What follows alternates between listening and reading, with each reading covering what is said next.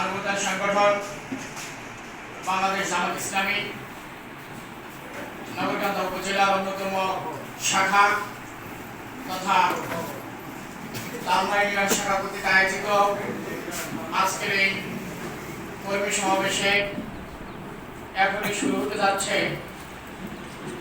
কর্মী সমাবেশের শুরুতে মহাগ্রন্থ আল কোরআন থেকে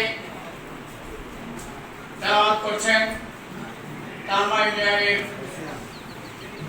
বাংলাদেশ জামাত ইসলামীর অন্যতম রোগন মুফতি সালমান ফরিদি। আমি তাকে কোরআন তেলাওয়াত করার জন্য বিনীতভাবে অনুরোধ করছি।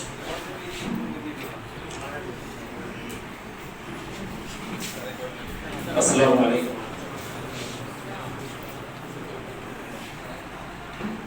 أعوذ بالله من الشيطان الرجيم. بسم الله الرحمن الرحيم. ومن أعرض عن ذكري فإن له معيشة ضنكا ونحشره يوم القيامة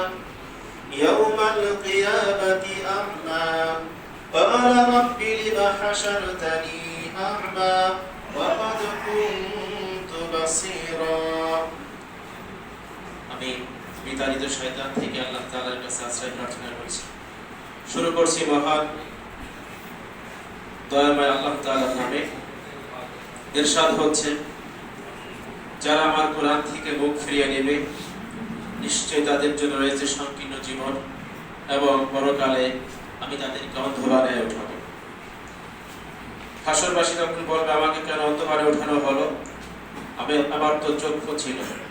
আল্লাহ তাআলা তখন বলবেন যে তুমি আমার আয়াত সমূহকে ভুলে গিয়েছিলে, তত্র আমি তোমাকে ভুলে গেলাম।